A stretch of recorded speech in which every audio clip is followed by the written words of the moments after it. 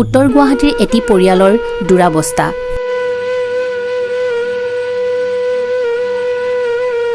মণিকৰ্ণেশ্বৰৰ নৰেশ্বৰ দাসৰ 10 বছৰীয়া পুত্ৰ সন্তান দুৰাৰোগ্য মগজুৰ কৰ্কট ৰোগত আক্ৰান্ত।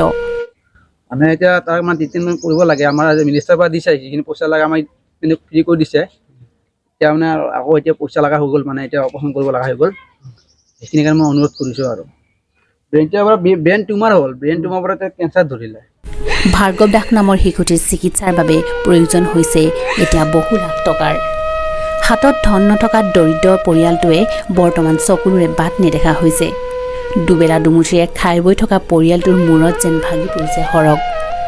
দুৰ্ভগীয়া শিশুটিৰ চিকিৎসাৰ বাবে প্ৰয়োজন হৈছে এতিয়া বহু ধনৰ।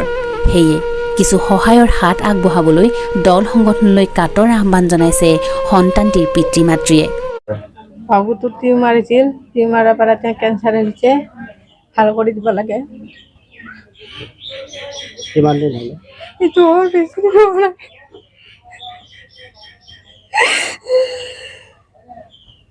গতিকে সহৃদয়বান সকলোকে শিশুটিৰ চিকিৎসাৰ বাবে আৰ্থিক সহায় কৰিবলৈ পৰিয়ালবৰ্গৰ কাটৰ অনুৰোধ।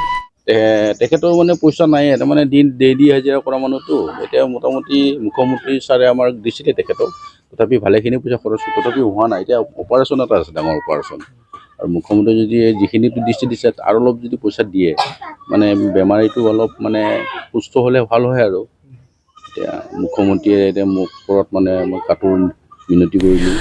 উল্লেখিত এই বেংক একাউণ্টত আৰ্থিক অনুদান আগবঢ়াই দৰিদ্ৰ পৰিয়ালটোক কিছু সহায়ৰ হাত আগবঢ়াই যেন তাৰে বিনম্ৰ অনুৰোধ জনাইছে ভাৰ্গৱৰ পিতৃ মাতৃয়ে। ভাৰ্গৱ দাস এজন আপোনাৰ 10 বছৰেই হোৱা নাই, আৰু যিটো মানে মাৰাত্মক ৰোগে ব্যাধিয়ে আগুৰি ধৰিলে, তেখেতক অলৰেডি বহুতখিনি ট্ৰিটমেণ্ট কৰাও গৈছে। বিভিন্ন ধৰক ব্যক্তি তথা আমাৰ মুখ্যমন্ত্ৰী মহোদয় বা আমাৰ মুখ্যমন্ত্ৰী ব্যক্তিগত সচিবৰ পৰা তেখেতক বহুতখিনি ট্ৰিটমেণ্ট কৰা গৈছে। তথাপিও মানে তেখেতৰ এতিয়া বৰ্তমান যিটো ব্ৰেইন টিউমাৰ আছিলে, সেই টিউমাৰটোৰ পৰা বৰ্তমান কেঞ্চাৰলৈ পৰিৱৰ্তিত হৈছে। তো সেই উন্নত চিকিৎসাৰ বাবে এতিয়া তেওঁ আৰু অধিক মানে অৰ্থৰ প্ৰয়োজন হৈছে। সেয়েহে আমি মন্ত্ৰী মহোদয়টো কৰি আছে, লগতে আৰু বিভিন্ন দল সংগঠন তথা সৰ্বাংগী ৰাইজক আগবাঢ়িবলৈ অনুৰোধ কৰিলোঁ, যাতে এই কণমানিটোক, এই দুখীয়া পৰিয়ালটোক ট্ৰিটমেণ্ট কৰাত সহায় কৰি যাতে বাচ্চাটো অলপ সুস্থ নিৰোগী কৰিব পাৰোঁ, তাৰ বাবে সকলোলৈ আমি আহ্বান জনাম। চাংচাৰীৰ পৰা খগেশ্বৰ নাথৰ report, the north east times.